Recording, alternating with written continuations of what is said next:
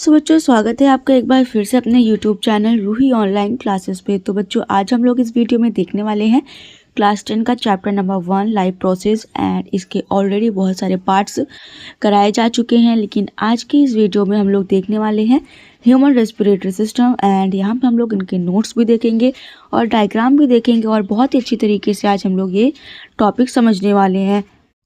सो बच्चों, अगर आप ये वीडियो पूरी देखना चाहते हैं और अभी तक वीडियो को लाइक नहीं किए हैं तो सबसे पहले वीडियो को एक लाइक करके चैनल को सब्सक्राइब कर लीजिए, ताकि जब भी ऐसे वीडियोस अपलोड हो सबसे पहले नोटिफिकेशन आपके पास पहुंचे। सो बच्चों, आज का हम लोगों का टॉपिक है ह्यूमन रेस्पिरेटरी सिस्टम। तो बच्चों, कल हम लोगों ने रेस्पिरेशन देख लिया था एंड आज हम लोग को रेस्पिरेटरी सिस्टम पढ़ना है, और वो भी बच्चों ह्यूमंस के बारे में पढ़ना है। तो सबसे पहले हम लोग रेस्पिरेशन की डेफिनेशन एक बार फिर से देख लेते हैं। Respiration is defined as the exchange of environmental oxygen with the carbon dioxide produced in the cell during oxidation of food। तो बच्चों, अगर आप रेस्पिरेशन डिटेल में पढ़ना चाहते हैं और आप रेस्पिरेशन के बारे में अभी तक नहीं पढ़े हैं तो इसके प्रीवियस वीडियो में आप देख सकते हैं, और जिसकी लिंक डिस्क्रिप्शन बॉक्स में आपको दे दूंगी, जहां पे क्लिक करके आप रेस्पिरेशन और उसके टाइप्स के बारे में बहुत ही अच्छी तरीके से पढ़ सकते हैं। तो यहाँ पे बस मैं आपको शॉर्ट में समझाऊंगी कि जो रेस्पिरेशन होता है बच्चों, वो होता है ऑक्सीडेशन ऑफ फूड। मतलब कि जब भोजन का ऑक्सीडेशन होता है तो उसमें ऑक्सीजन मिक्स हो जाता है और CO2 रिलीज होता है। तो बच्चे, इसी प्रोसेस को हम लोग रेस्पिरेशन बोलते हैं। अगर आपको अभी नहीं समझ में आ रहा है तो आपको इसके लिए डिटेल्ड वीडियो अच्छे से देखनी पड़ेगी, जहाँ पे पूरा आपको 10-15 मिनट में केवल रेस्पिरेशन ही समझाया गया है। तो अभी हम लोगों को पढ़ना है बच्चों रेस्पिरेटरी सिस्टम। तो उससे पहले हम लोग को ब्रीथिंग पढ़ना होगा कि ब्रीथिंग क्या होता है। तो बच्चों, it is simply intake of fresh air oxygen from atmosphere and removal of carbon dioxide from the body. तो इसको भी कल मैंने आपको थोड़ा हल्का से समझाया था, बट आज हम लोग ब्रीथिंग डिटेल में पढ़ेंगे कि ब्रीथिंग में क्या होता है। हम लोग ऑक्सीजन को सांस जब लेते हैं ना, तो ऑक्सीजन गैस लेते हैं एटमॉस्फेयर से और कार्बन डाइऑक्साइड गैस बाहर छोड़ते हैं। सो बच्चों, आई होप कि आप लोग इतने समझ गए होंगे। एंड अभी आगे हम लोगों ने को सो बच्चों, आई होप कि आप लोग इतना समझ गए होंगे। एंड अब हम लोग देखते हैं हमारा आगे का टॉपिक बच्चों यहाँ पे। तो हमारा आगे का टॉपिक है कि रेस्पिरेटरी सिस्टम ह्यूमंस में कौन कौन से होते हैं। एंड यहाँ पे अभी मैं आपको डायग्राम के थ्रू भी समझाऊंगी कि जो रेस्पिरेटरी सिस्टम होता है ह्यूमंस में बच्चों, उसमें नॉस्ट्रिल्स होता है, नेजल कैविटी होता है, ट्रैकिया होता है, फेरिंग्स होता है, ब्रोंकाई होता है, एल्विलाई होता है, ब्रोंकियोल्स एंड लंग्स। तो बच्चों, ये सारे जो ऑर्गन्स हमारे बॉडी के अंदर पाए जाते हैं। एंड जैसे मैंने आपको डाइजेशन समझाया था, वैसे ही सेम इसको भी मैं समझाऊंगी, पूरा डायग्राम के साथ समझाएंगे। तो बच्चों, यहाँ पे अब हम लोग जैसे डाइजेशन का डायग्राम देखे थे, वैसे अब हम लोग यहाँ पे रेस्पिरेटरी सिस्टम का डायग्राम देखेंगे। तो यहाँ पे अब आप डायग्राम देख सकते हैं, ये पूरा डायग्राम है बच्चों रेस्पिरेटरी सिस्टम का। तो बच्चों, यहाँ पे अब आप देख सकते हैं नेजल पैसेज है। मैं यहाँ पे आपको पहले एक्सप्लेन कर देती हूँ, उसके बाद हम लोग इसका नोट्स देखेंगे। आफ्टर डेट मैं आपको फिर से अच्छे से एक्सप्लेन कर दूंगी। तो बच्चों, ये जो रेस्पिरेटरी सिस्टम होता है, इसमें हम लोग देखेंगे कि कैसे हम लोग सांस लेते हैं, कैसे ऑक्सीजन जाता है। तो सबसे पहले बच्चों क्या होता है कि हम लोग माउथ के थ्रू या नेजल पैसेज, मतलब अपने नोज के थ्रू सांस लेते हैं। और जब सांस लेते हैं ऑक्सीजन होता है बच्चों, तो आगे देखो ये होता है ट्रैकिया, ऊपर आप लोग देख सकते हैं फेरिंग्स होता है यहाँ पे। तो बच्चों, फेरिंग्स होता है एंड लैरिंग्स होता है वहां पे। तो आप लोगों ने देखा था कि जो फेरिंग्स होता है वो कॉमन पैसेज होता है फूड एंड एयर के पाथवे के लिए, है ना। इसको मैंने डाइजेशन में आपको अच्छे से एक्सप्लेन किया था। आफ्टर दैट बच्चों, जो अगर हम लोग कोई भोजन कर रहा है, कोई भी चीज खा रहा है, तो हमारे फूड पाइप में जाती है। लेकिन जब हम लोग सांस लेते हैं तो हमारे ट्रैकिया मतलब कि वेंट पाइप में आती है। तो जब हम लोग सांस लेते हैं, उसमें जो हवा रहती है मतलब कि एयर रहती है, वो विंड पाइप के थ्रू हमारे लंग्स में आती है, दोनों लंग्स में आती है बच्चों। तो उसके बाद ये जो पूरा ट्रैकिया है लंबा सा, आप लोग देख रहे हैं, विंड पाइप इसको बोलते हैं। तो इनके बीच बीच में आप कुछ सर्कल से देख सकते हैं, ये सी शेप का होता है बच्चों, इंग्लिश के सी शेप का होता है। एंड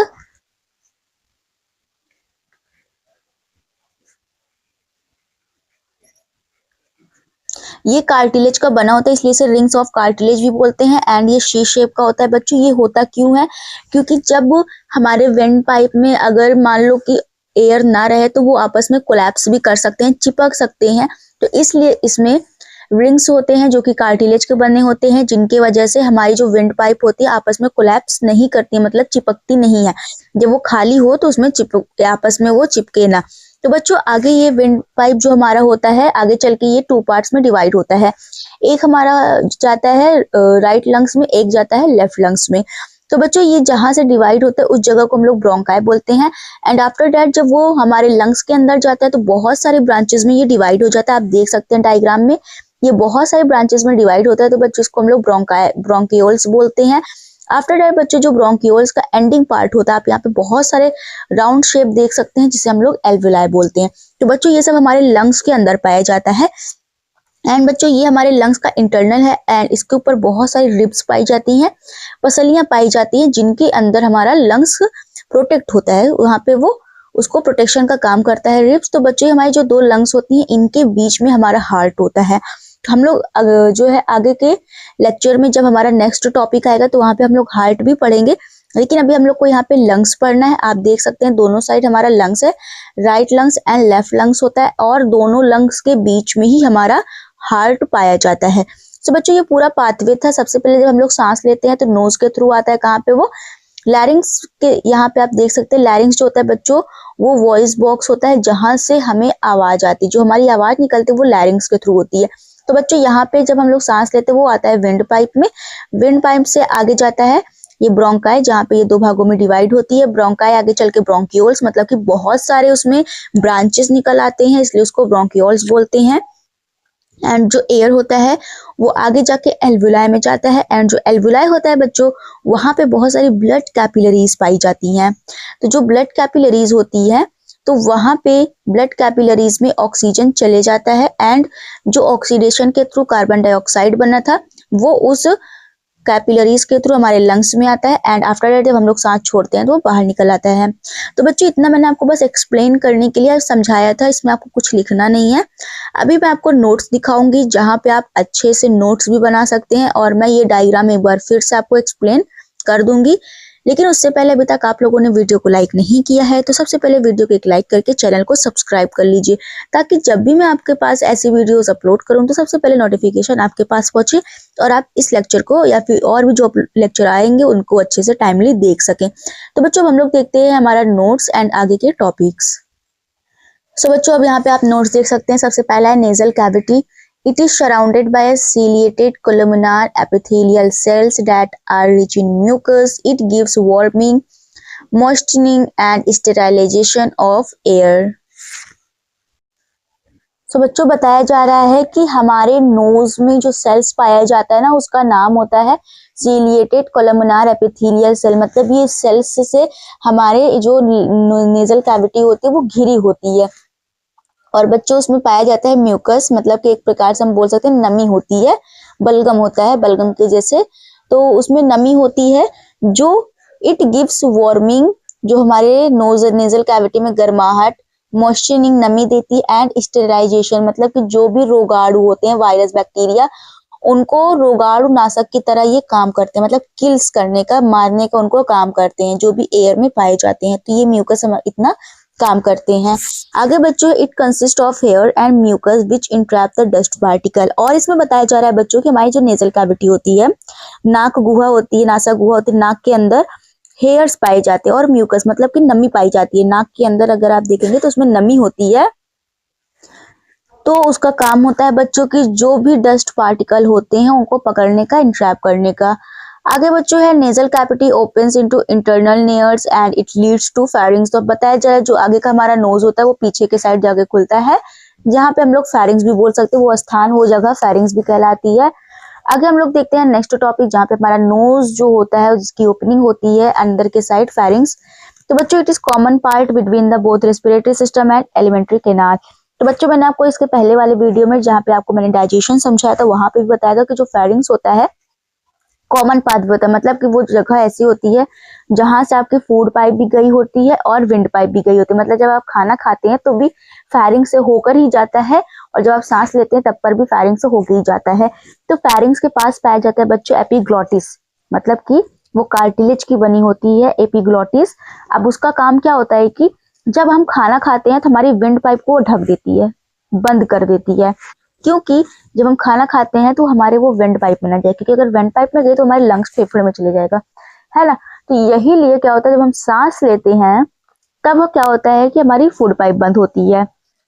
इसलिए क्या होता है बच्चों की जब हम खाना खाते हैं तो हमें बोलना नहीं चाहिए, क्योंकि जब हम खाना खाएंगे तो भोजन भी जाएगा और साथ में एयर भी अंदर जाएगी। तो क्या होता है, हमारा जो भोजन होता है वो डिस्ट्रैक्ट होकर विंड पाइप में चले जाता है, इसीलिए हमें छिचनी आ जाती है। तो बच्चों ये था पूरा फेरिंग्स के बारे में। अब हम लोग देखेंगे आगे लैरिंग्स। मैंने आपको डायग्राम में भी लैरिंग्स भी समझाया था और बताया भी था।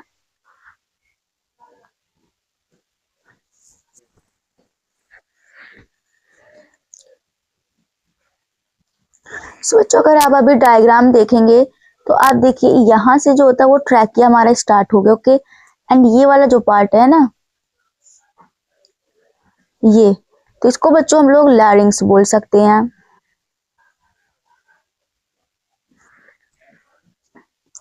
सो बच्चों अब हम लोग देखेंगे हमारा नेक्स्ट टॉपिक जो कि है लैरिंग्स। तो लैरिंग्स में बताया जा रहा है it is also known as voice box, it produce voice by passage of air between vocal cords. तो बच्चों यहाँ पे जब एयर जाती है तो एयर की वजह से ही हमारी आवाज निकलती है, तो इसलिए इसको वॉइस बॉक्स भी कहा जाता है। मतलब कि वायु के कंपन से ही आवाज निकलती है। जब वोकल कॉर्ड से एयर टकराती है ना, तो उसी की वजह से क्या होती है, आवाज निकलती है। तो यहाँ से लैरिंग्स से आवाज निकलती है, इसलिए बच्चों इसे वॉइस बॉक्स भी कहा जाता है और ये हमारे गले में पाया जाता है। अब बच्चों हमारा नेक्स्ट टॉपिक है ट्रैकिया। एंड ट्रैकिया में बताया जा रहा है it is also known as windpipe. मैंने आपको पहले ही बता दिया था कि यहाँ पे जो ये ट्रैकिया होती है इसे हम लोग विंड पाइप भी बोलते हैं। एंड बच्चों it is 10 to 12 centimetre long tube. ये 12 से मतलब 10 से 12 सेंटीमीटर की एक लंबी पाइप होती है। The walls are surrounded by C-shaped cartilaginous rings which prevent them from collapsing when air is absent in them. मैंने आपको यही समझाया था बच्चों कि जब हमारे विंड पाइप में एयर नहीं होती है तो उसको कोलैप्स हो सकता है, मतलब आपस में चिपक सकती है। तो यही लिए वहाँ सी शेप का कार्टिलेजिनस पाया जाता है। मैंने आपको देखो यहाँ पे डायग्राम में बताया भी था कि सी शेप का होता है और ये कार्टिलेज का बना होता है। इसका काम भी मैंने वहाँ पे समझाया था, तो वही इस पे बताया जा रहा है बच्चों नोट्स में आपके कि जो सी शेप की कार्टिलेजिनस रिंग होती है वो विंड पाइप को कोलैप्स होने से बचाती है। सो आई होप इतना आपको समझ में आ गया होगा। आगे हम लोग देखते हैं ब्रोंकाई। तो बच्चों trachea is branched into 2 bronchi, right and left, each of which इंटर्स into the lungs. तो मैंने बताया था कि जो आपकी ट्रैकिया होती है जहाँ पे वो 2 पार्ट्स में डिवाइड हो रही थी, है ना, जहाँ पे उसकी 2 ब्रांचेस निकल रही थी, जहां से वो 2 लंग्स मतलब दोनों लंग्स की तरफ जा रही थी, तो उस जगह को बच्चों हम लोग ब्रोंकाई बोलते हैं। क्योंकि फेफड़े हमारे 2 हैं तो दोनों तरफ एयर जाएगा, तो जब अगर दोनों जगह एयर जाएगा तो पाइप जो होती है 2 पार्ट्स में डिवाइड होती है। तो बच्चों जहाँ पे वो 2 पार्ट्स में डिवाइड होती है ना, उसी को हम लोग ब्रोंकाई बोलते हैं। तो अब क्या होता है, जो ब्रोंकाई होता है उसमें जो एयर रहती है वो हमारे लंग्स में चली जाती है। तो अब हम लोग देखेंगे लंग्स के बारे में, ओके। सो हमारा नेक्स्ट टॉपिक है लंग्स। तो बच्चों bronchi are further branched into several bronchioles. At the end of bronchioles are present which are rich in blood capillaries and thin walled. तो बच्चों यहाँ पे बताया जा रहा है जो ब्रोंकाई होता है वो हमारे लंग्स के अंदर जब जाता है तो बहुत सारे ब्रांचेस में डिवाइड हो जाता है, जिसे हम लोग ब्रोंकियोल्स बोलते हैं। एंड बच्चों ब्रोंकियोल्स के एंड में मैंने आपको दिखाया था एल्विलाई भी डायग्राम में। अगर आप लोगों ने नहीं देखा तो वीडियो बैक करके फिर से देख लीजिए। And alveoli are present which are rich in blood capillaries. मैंने आपको बोला था कि एल्विलाई के पास पाई जाती हैं बहुत सारी ब्लड कैपिलरीज। एंड बच्चों आपको पता है कि ब्लड नाम है और कैपिलरीज तो आप लोग क्लास 9th में भी पढ़े हो ब्लड कैपिलरीज, जिसके अंदर ब्लड रहता है ना। एंड थिन वॉल्ड, मतलब कि वहाँ पे थिन वॉल्ड होता है ब्लड कैपिलरीज का। आगे due to very intimate contact of blood capillaries exchange of gases take places easily. तो बच्चों वहाँ पे एल्वुलाई के पास जो ब्लड कैपिलरीज होता है बहुत ही पास में होता है, तो वहाँ पे जो गैसियस एक्सचेंज होता है ना वो बहुत ही आसानी से हो सकता है। मतलब कि हमारी बॉडी में जो ऑक्सीडेशन के थ्रू जो कार्बन डाइऑक्साइड बनता है वो हमारे लंग्स में आ जाता है और लंग्स में जो ऑक्सीजन होता है वो ब्लड में चले जाता है। तो वैसे ही क्या होता है जब हम सांस बाहर निकालते हैं तो वो जो गैस होता है ना कार्बन डाइऑक्साइड वो शरीर के बाहर निकल आता है। एंड जो हम लोगों ने ऑक्सीजन लिया था एनवायरमेंट से वो हमारे ब्लड में चले जाता है। तो इस तरीके से हमारा ब्लड जो होता है प्योर हो जाता है और CO2 भी हमारी बॉडी से निकल जाता है। तो ये जो गैसियस एक्सचेंज है बच्चों हमारे एल्वुलाई में होता है। तो बच्चों ये था हमारा लंग्स। आगे हम लोग देखेंगे हमारा अगला टॉपिक जो कि बच्चों प्लूरा है। तो प्लूरा क्या होता है बच्चों, the lungs lie in the thoracic cavity on the sides of the heart, each lung is enclosed within double layered pleura। तो बच्चों यहाँ पे बताया जा रहा है कि जो लंग्स होता है उसमें डबल मेम्ब्रेन पाई जाती है, मतलब जो लेयर होती है 2 होती है उसी को हम लोग प्लूरा बोलते हैं। A very narrow space called pleural cavity exists between the two pleura।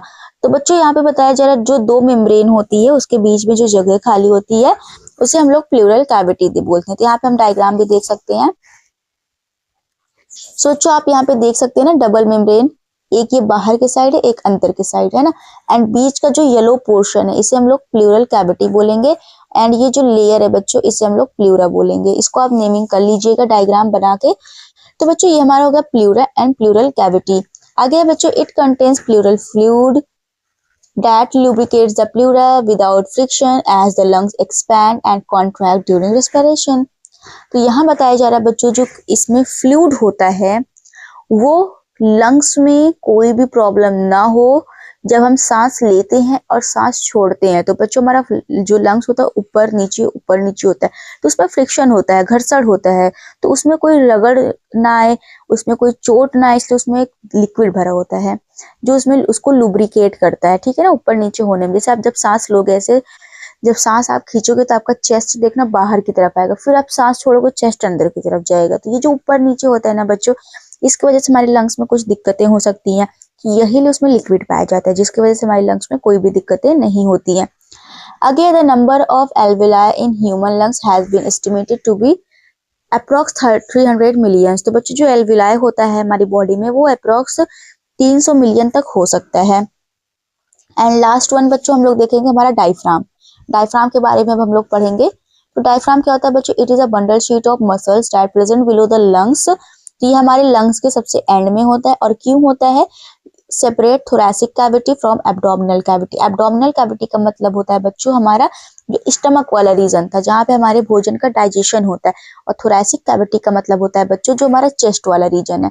तो इन दोनों को ये अलग करने का काम करता है, मतलब हमारे फेफड़े वाला जो भाग है, चेस्ट वाला जो भाग है उसको अलग करता है। किससे अलग करता है? हमारे स्टमक से।